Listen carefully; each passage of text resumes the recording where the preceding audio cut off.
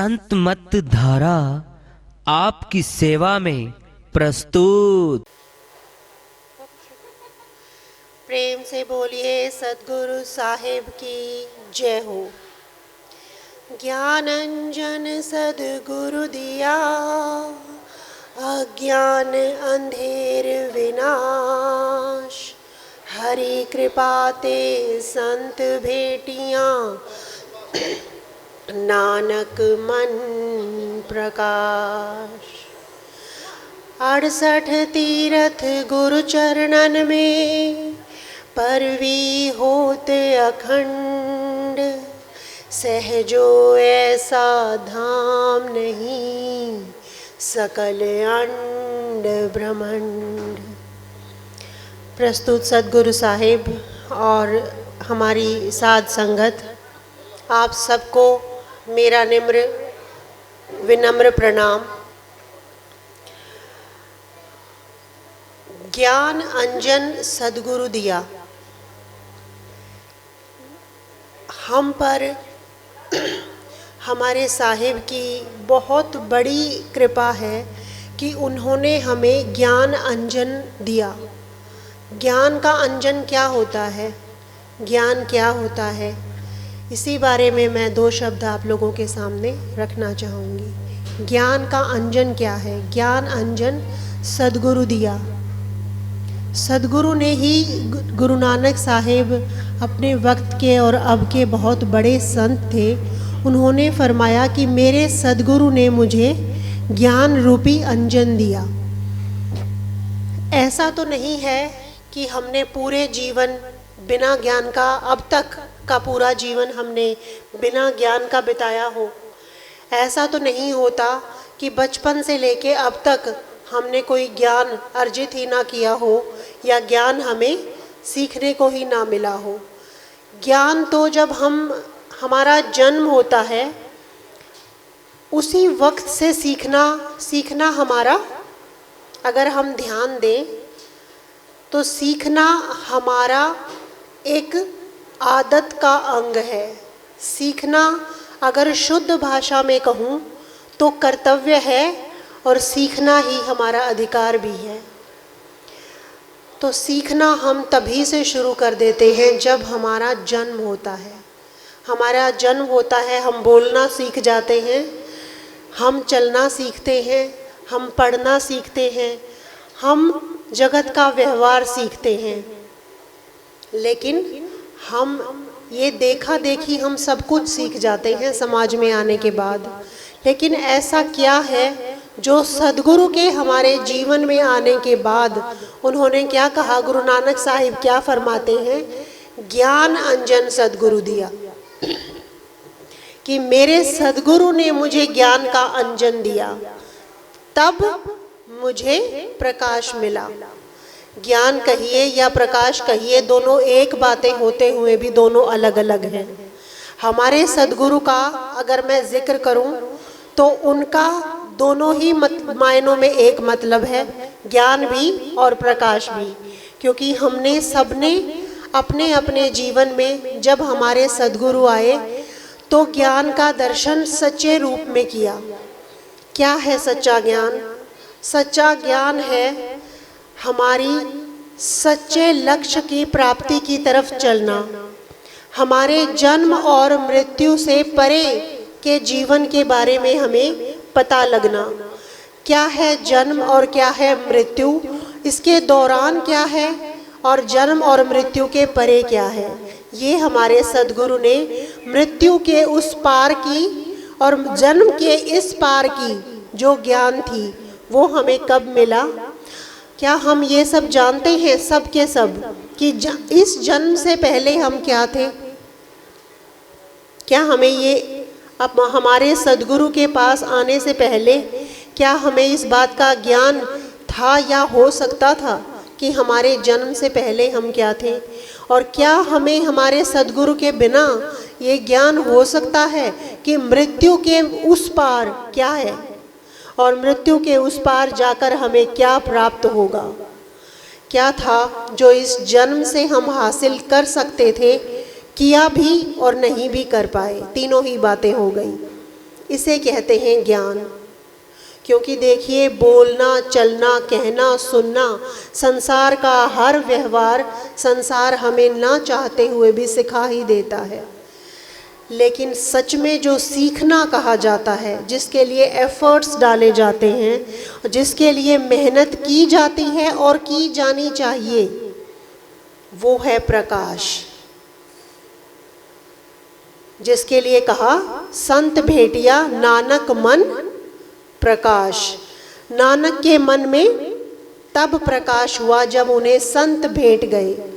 क्या हमने उस प्रकाश का दर्शन किया है? क्या हमारे जीवन में वो प्रकाश फैल गया है? क्या हम जानते हैं प्रकाश सिर्फ सूर्य का ही है, सिर्फ बिजली का ही है, या कुछ ऐसा भी है जो इस प्रकाश से भी ऊंचा प्रकाश है?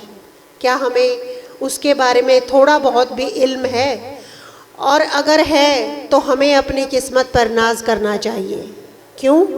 क्योंकि इसका अर्थ है उत्तर की पड़ताल।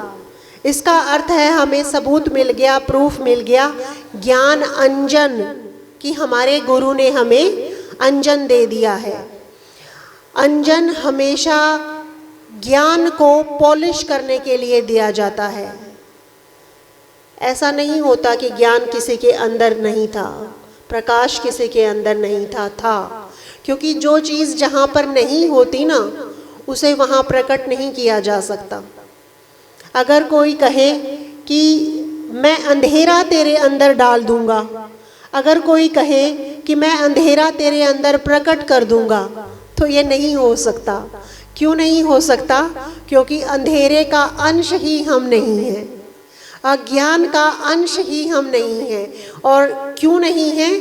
क्योंकि हम जब से हमने जन्म लिया है, तब से हमने सीखना आरंभ कर दिया है। लेकिन हमारे साथ दुर्घटना क्या हो जाती है कि वो सीखना हम पूरा मान लेते हैं। जैसे ही हमने बच्चे पैदा किए, पेट और प्रजनन, उसके बाद जैसे ही हमारा पेट भरा, हमारी तृप्ति हुई, हमारी शादी हुई, हमारे बच्चे हुए, पेट और प्रजनन बन के रह जाते हैं। हम ये सीख नहीं पाते हैं कि पेट और प्रजनन के बाद भी जीवन है।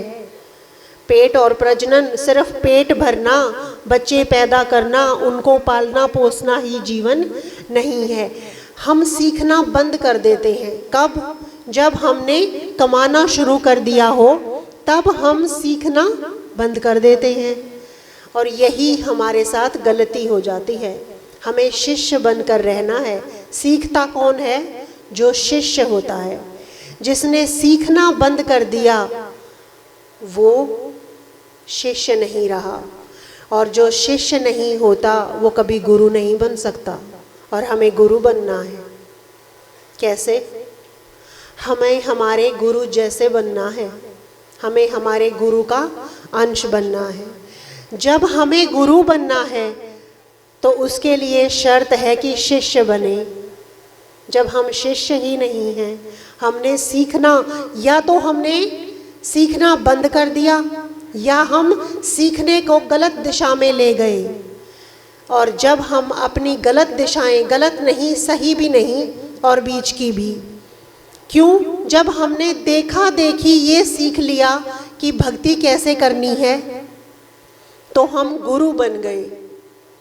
देखा देखी जो भी हम करते हैं वो हम गुरु अपने, क्यों? हमने ये निर्णय कर लिया कि यही सही है, इसके बाद और कुछ सीखने की ज़रूरत नहीं है। अब मैं जो भी करूँगा वो बिल्कुल सही करूँगा, और इसके बाद मुझे और कुछ सीखने की ज़रूरत नहीं है। मैं अपने आप अपना मार्ग प्रशस्त करता चला जाऊँगा। लेकिन गुरु नानक साहिब कहते हैं कि प्रकाश नहीं है ये अंधेरा है। क्योंकि सद्गुरु के बिना जो भी है वो प्रकाश नहीं है। सद्गुरु के बिना जो भी है वो अंजन नहीं है। जो पड़ा है, क्या हमने उसमें तृप्ति कर ली? जो पहले से हमारे पास पड़ा था, हमने पढ़ाई भी सीखने की कोशिश की, हमने संसार का भी कमाने की सीखने की कोशिश की, हमने मेहनत करने की कोशिश की, लेकिन हमने भक्ति खुद ही करनी शुरू कर दी। भक्ति को हमने सीखने की, शिष्य बनने की कोशिश हमने नहीं की। शिष्य और शीशा, शिष्य और अगर हिंदी में कहें शीशा, किसका शीशा बनना है हमें? हमारे सद्गुरु का। पहले हमारा स्वयं का, पहले हमारे सद्गुरु का और फिर हमारा स्वयं का। जो अपने सद्गुरु का शीशा बन जाता है, शिष्य बन जाता है, वो इंसान बन जाता है, वो सीखा हुआ बन जाता है। उसे सीख, लेकिन बिना सिखाए, आपको किसी ने आईना दिया ही नहीं, आपको किसी ने बताया ही नहीं कि शीशा मिलेगा, जल मिलेगा, तब तुझे क्या कोई जल में अपनी परछाई देखे बिना, क्या कोई शीशा लिए बिना अपने आप को देख सकता है? नहीं देख सकता। सद्गुरु ही वो शीशा है, सद्गुरु ही वो जल है जिसमें हम अपने आप को निहार सकते हैं। हमें अपना आप सद्गुरु में कैसा दिखाई देता है, हमें सबको पता है कि हमें अपना आप हमारे सद्गुरु में कैसा दिखाई देता है। हम चाहे उस बात को समझें चाहे ना समझें, लेकिन हमें पता है हमारे सद्गुरु में हमें क्या दिखाई देता है। और सद्गुरु को हम में क्या दिखाई देता है?